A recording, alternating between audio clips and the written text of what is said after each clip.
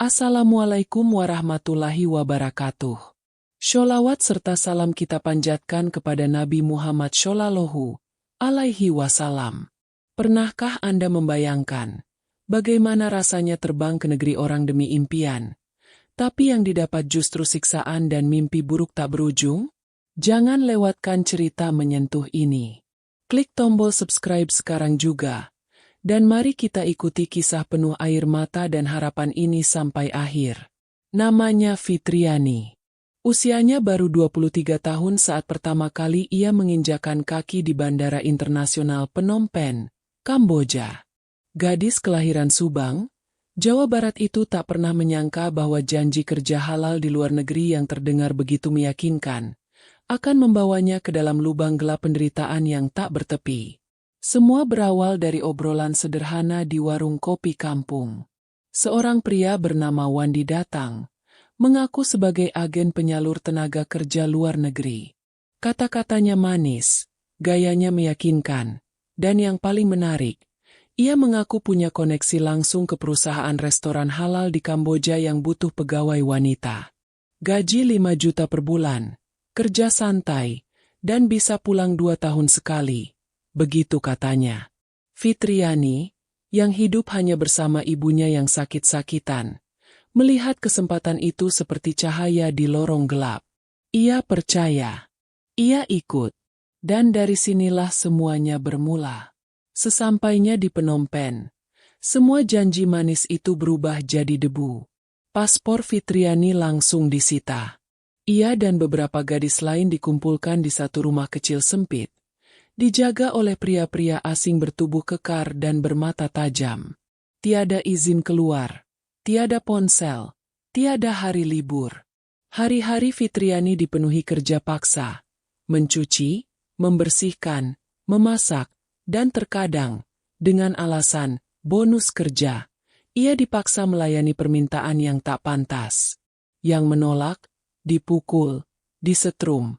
Bahkan ada yang tak pernah kembali setelah mengeluh sakit. Tapi mimpi buruk sebenarnya belum dimulai. Pada bulan keempat, Fitriani merasa sangat lelah. Ia kerap pingsan dan merasakan sakit hebat di bagian pinggang. Suatu malam, ia dibawa pergi. Matanya ditutup, tubuhnya diikat. Ketika sadar, ia sudah terbaring di meja besi dingin, dengan lampu besar di atas kepala dan bau obat menyengat. Ia tidak tahu apa yang terjadi. Yang ia tahu, ketika ia bangun, perutnya terasa seperti robek. Ada bekas jahitan kasar yang menjalar melintang, perih luar biasa. Ia tak bisa berjalan, hanya bisa menangis. Dan sejak saat itu, perutnya mulai membesar. Anehnya bukan seperti kehamilan, tapi seperti tubuhnya sedang menyimpan sesuatu yang bukan miliknya. Hari demi hari, Fitriani hanya bisa berdoa, menyebut nama Allah di setiap desah napas, berharap ada malaikat yang datang membebaskannya dari neraka dunia ini. Dan itu benar-benar terjadi.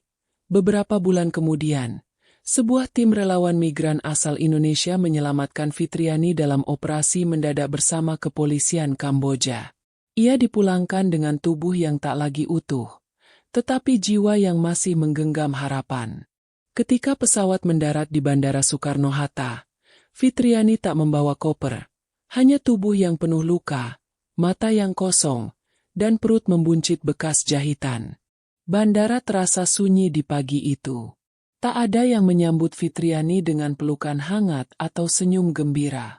Hanya seorang relawan perempuan dari LSM Kemanusiaan yang menuntunnya perlahan ke ruang tunggu, sambil terus menggenggam tangan Fitriani yang dingin dan gemetar. Wajah Fitriani tampak jauh lebih tua dari usianya. Tubuhnya kurus, pipinya cekung, kulitnya pucat seperti tak tersentuh matahari selama berbulan-bulan. Tapi yang paling mencolok adalah perutnya, membesar tidak wajar. Seperti ada sesuatu yang menekan dari dalam. Di balik pakaian longgar dan jaket pinjaman, terlihat samar guratan bekas jahitan kasar yang belum benar-benar pulih. Fit, ibu kamu udah tahu kamu pulang. Kita langsung ke Subang ya. Bisik relawan itu. Perjalanan ke kampung halaman berlangsung hening. Fitriani menatap jendela mobil, menyaksikan jalanan yang dulu terasa akrab, kini seperti dunia asing yang tak lagi ia miliki. Di pikirannya, hanya ada satu bayangan, wajah ibu. Satu-satunya alasan ia bertahan selama ini. Sesampainya di rumah kecil di pinggir sawah, tangis pecah seketika. Ibu Fitriani, yang berjalan tertatih dengan tongkat kayu, memeluk putrinya dengan gemetar. Tidak peduli bahwa tubuh itu kotor, luka, atau menyimpan rahasia besar. Yang penting, anaknya pulang. Namun tidak semua tetangga menyambut dengan hangat. Bisik-bisik mulai beredar. Itu pulang-pulang perut gede. Hamil sama orang sana kali. Jangan-jangan bawa penyakit. Sakit jiwa tuh, lihat aja matanya. Fitriani hanya menunduk. Ia tidak bisa menjelaskan. Ia sendiri pun tidak mengerti sepenuhnya apa yang terjadi pada tubuhnya. Yang ia tahu, rasa sakit itu belum hilang. Perutnya masih terasa nyeri, kadang panas, kadang seperti bergerak sendiri. Dan bekas luka di tubuhnya mulai menghitam. Beberapa hari setelah kepulangan itu, kabar tentang kondisi Fitriani akhirnya sampai ke telinga media lokal. Sebuah video pendek dari relawan yang memperlihatkan Fitriani berjalan tertatih dengan perut buncit dan tubuh kurus, viral di media sosial. Komentar mengalir deras. Ada yang prihatin, banyak pula yang mencibir. Namun satu video itu juga sampai ke orang yang tak disangka-sangka, Gubernur Jawa Barat. Di tengah jadwal padatnya, beliau melihat video itu sambil mengernyit. Tatapan gadis dalam video itu tak bisa ia lupakan. Tatapan yang penuh trauma, tapi menyimpan sebuah kebenaran yang belum terungkap. Esoknya, tanpa banyak media, tanpa pengumuman, Gubernur memutuskan, saya harus menemui anak itu. Langsung. Dengan hanya 2 ajudan dan 1 dokter pribadi, mobil dinas Gubernur Jawa Barat melaju ke pelosok Subang.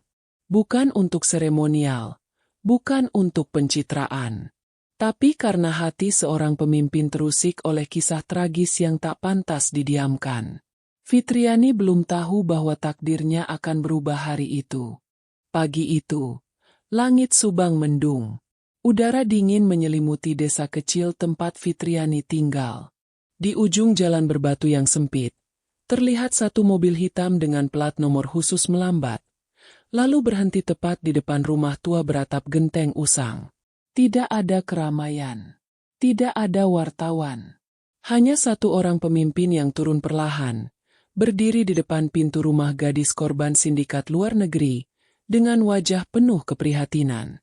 Gubernur Jawa Barat, seorang pemimpin yang dikenal tegas namun bersahaja, berdiri di depan rumah Fitriani dan mengetuk dengan lembut.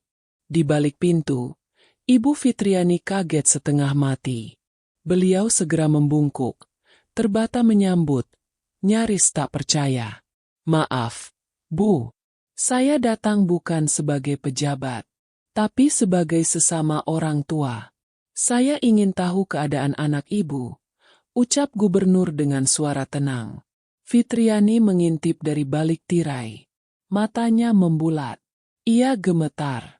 Sosok yang biasanya hanya ia lihat di televisi, kini berdiri di depan rumahnya, menatapnya dengan mata penuh empati, tanpa kamera, tanpa protokol rumit. Gubernur masuk. Duduk bersila di lantai beralas tikar. Ia tidak bicara soal politik. Tidak menanyakan soal berita viral. Ia hanya menatap Fitriani dengan tulus dan bertanya, "Nak, apa yang benar-benar terjadi di sana?" Butuh beberapa saat bagi Fitriani untuk menjawab. Suaranya pelan, nyaris tak terdengar. Tapi air matanya berbicara lebih dulu. Dan dengan perlahan, ia mulai membuka luka yang selama ini ia tutup rapat. Tentang kerja paksa, tentang jeritan malam, tentang rasa lapar, dan tentang tubuhnya yang diambil paksa tanpa izin. Ia menggulung bajunya dan menunjukkan bekas jahitan mengerikan di perutnya. Gubernur terpaku. Bahkan dokter pribadi yang mendampinginya langsung memeriksa dan terlihat serius. Ini bukan operasi medis standar. Bekasnya terlalu kasar. Bisa jadi ada organ dalam yang diambil. Bisik dokter kepada gubernur. Mata gubernur memerah. Ia mengepalkan tangan. Kita tak bisa diam, ucapnya lirih. Lalu ia menatap Fitriani. Nak, kamu sudah sangat kuat. Tapi kamu tidak sendiri lagi. Pemerintah akan bantu. Kita akan tuntaskan ini. Dan yang paling penting, kamu harus sembuh. Tanpa basa-basi, gubernur segera memerintahkan timnya untuk memfasilitasi pengobatan menyeluruh. Mulai dari cek laboratorium lengkap, MRI, hingga pendampingan trauma psikologis. Ia juga menghubungi dinas sosial dan tim hukum untuk mendata kesaksian Fitriani sebagai bahan penyelidikan lintas negara. Fitriani hanya bisa menangis. Tapi kali ini, bukan karena takut, melainkan karena ada yang benar-benar peduli. Untuk pertama kalinya sejak kepulangannya, ia merasa dilihat bukan sebagai aib, tapi sebagai korban yang pantas dibela. Dan ketika gubernur pamit, beliau sempat berkata pelan pada Ibu Fitriani, "Anak ibu bukan sembarang gadis. Dia kuat, dan kejujurannya bisa menyelamatkan banyak orang lain. Tolong jaga dia baik-baik. Pemerintah akan bersama kalian." Mobil itu pun melaju pergi. Tapi semangat baru tertinggal di rumah kecil itu. Semangat bahwa luka sebesar apapun bisa perlahan sembuh jika ada tangan yang benar-benar tulus mengulurkan bantuan.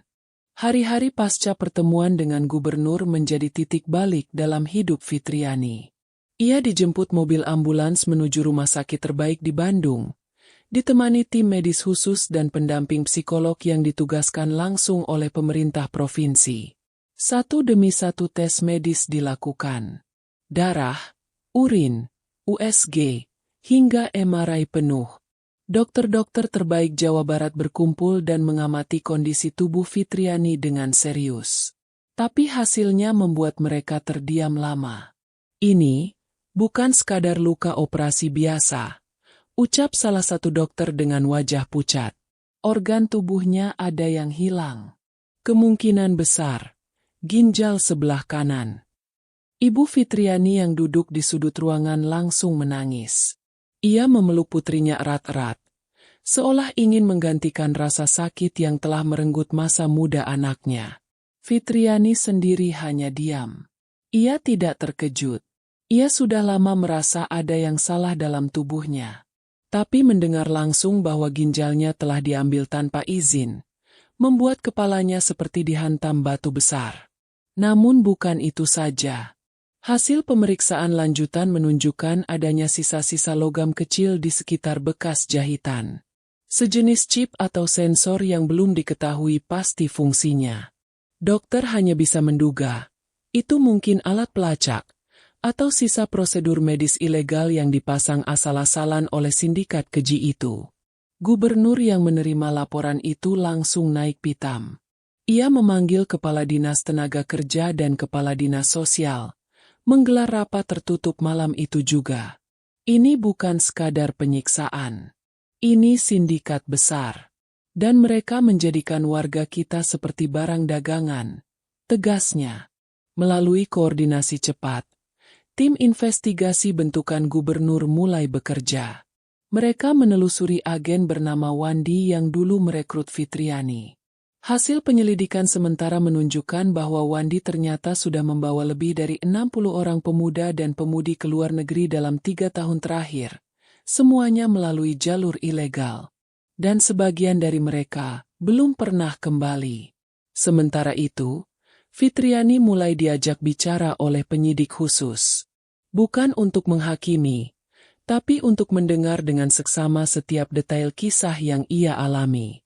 Ia menceritakan bagaimana para wanita dibagi shift kerja, bagaimana malam-malam tertentu ada mobil gelap yang datang dan membawa satu dari mereka, lalu tak kembali. "Saya pikir waktu itu saya akan mati, Pak, tapi Allah masih beri saya hidup." Mungkin agar saya bisa cerita ini ke orang-orang, ucap Fitriani pelan. Pernyataan itu terekam dengan rapi, dan menjadi dokumen penting yang nantinya akan dilaporkan ke pihak imigrasi dan Interpol. Namun di balik semua pemeriksaan, perawatan, dan penyelidikan satu hal masih menghantui Fitriani. Rasa takut, trauma, malam-malam yang dihantui teriakan korban lain yang tak sempat pulang. Wajah gadis muda yang sempat tidur di sebelahnya, dan pagi harinya sudah tak bernyawa. Ia sering mimpi buruk. Tubuhnya berkeringat dingin. Kadang ia terbangun dan berteriak hanya karena suara pintu rumah sakit terbuka. Tapi tim pendampingnya tak tinggal diam. Psikolog mulai mengajaknya terapi perlahan. Dan yang paling membekas adalah momen ketika gubernur kembali menjenguknya diam-diam. Tanpa kamera, tanpa publikasi. Beliau datang hanya untuk duduk, menggenggam tangan Fitriani, dan berkata, "Kamu tidak salah. Yang salah adalah mereka yang memperdagangkan manusia. Dan kamu bukan korban biasa. Kamu adalah saksi yang akan mengubah banyak hal." Hari itu, Fitriani tersenyum untuk pertama kalinya sejak ia kembali ke Indonesia. Senyum kecil, tapi penuh harapan. Pagi itu, di tengah udara sejuk kota Bandung, Fitriani duduk di balkon rumah pemulihan milik dinas sosial. Tubuhnya mulai pulih secara fisik, tapi pikirannya masih seperti medan perang. Ia tak bisa melupakan suara jeritan teman-temannya di pabrik penyiksaan itu. Tapi hari itu, ia memberanikan diri membuka satu bagian cerita yang belum pernah ia ungkap, nama pemimpin sindikat. Ia memegang cangkir teh dengan tangan gemetar, menatap ke arah psikolog dan dua penyidik yang telah menemaninya sejak awal. Lalu dengan suara lirih, ia berkata, "Nama dia, Mr. Renat Sofan, warga negara Kamboja. Dia yang mengatur semua." Suasana ruangan langsung berubah. Penyidik menatap satu sama lain, lalu mencatat dengan cepat.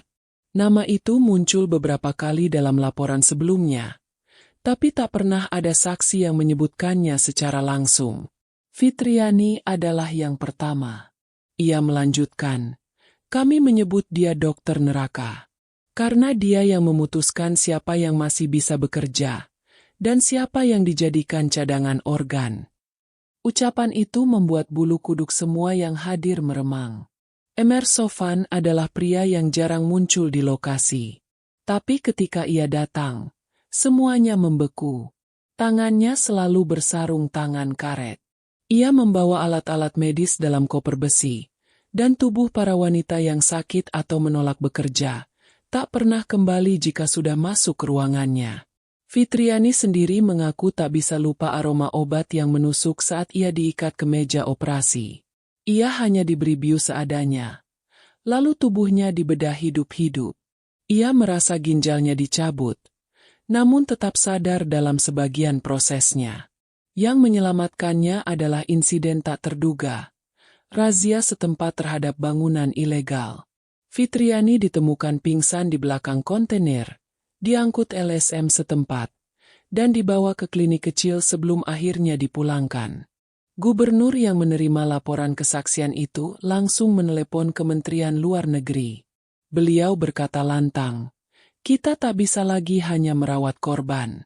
Kita harus mengejar pelaku."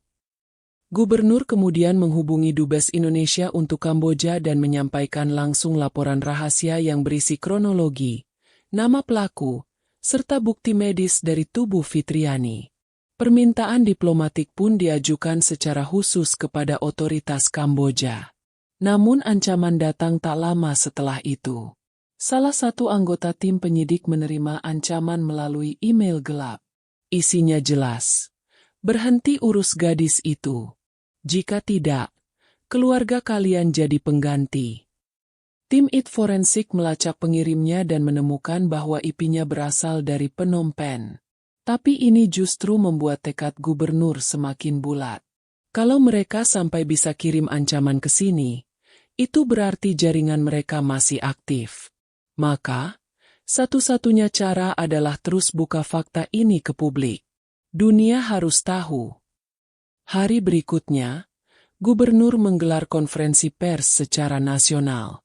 Namun bukan untuk sensasi, melainkan untuk menyampaikan kebenaran yang tak lagi bisa disembunyikan.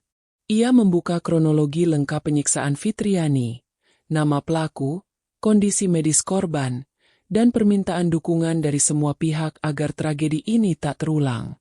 Gubernur juga mengumumkan pembentukan Satgas Anti Perdagangan Manusia Jawa Barat.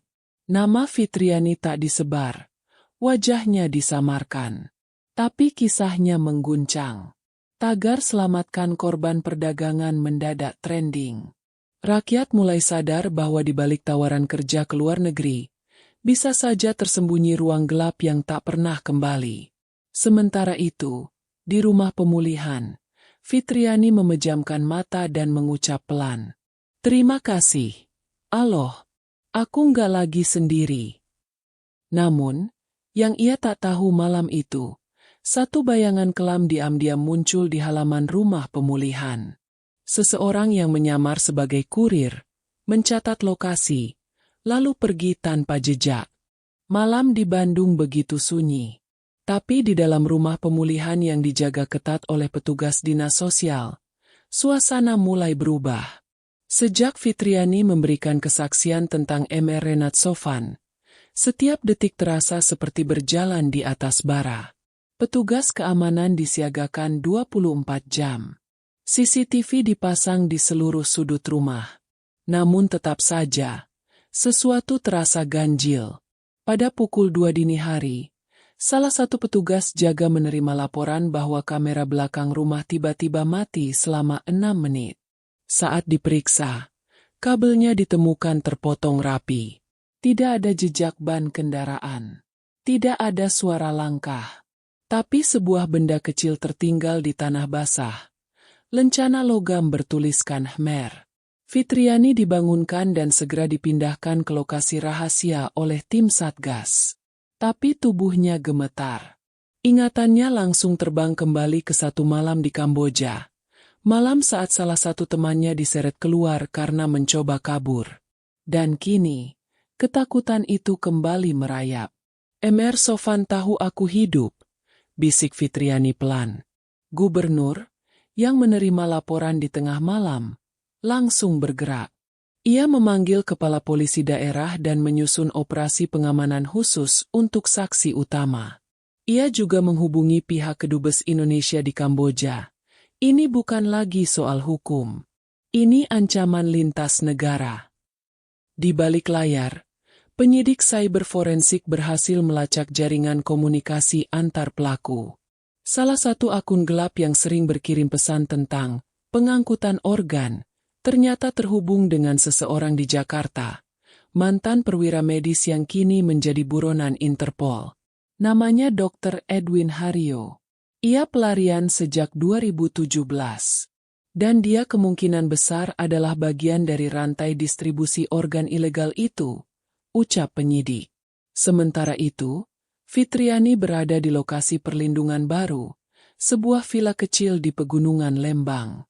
Di tempat itulah, untuk pertama kalinya, ia dibimbing oleh seorang ustadzah trauma healing. Ustadzah itu menggenggam tangan Fitriani dan berkata pelan, "Nak, Allah tidak pernah tidur. Jika kamu dilukai, maka Allah sudah menyiapkan pelindung di balik lukamu." Kata-kata itu menusuk relung hati Fitriani. Ia meneteskan air mata.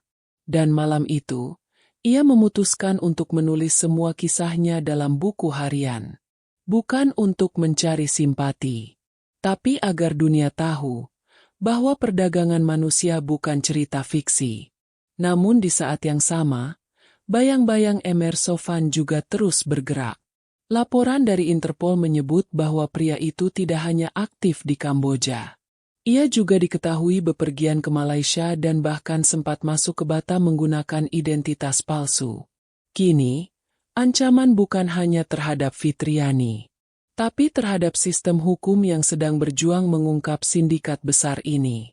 Gubernur menggelar rapat darurat dan menyatakan secara terbuka, jika negara lain tak mau menangkap Sofan, maka kita akan kejar dia sampai ke ujung dunia. Ini bukan soal harga diri daerah, ini soal kemanusiaan."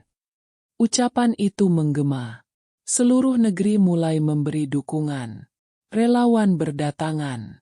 Advokat HAM turun ke lapangan.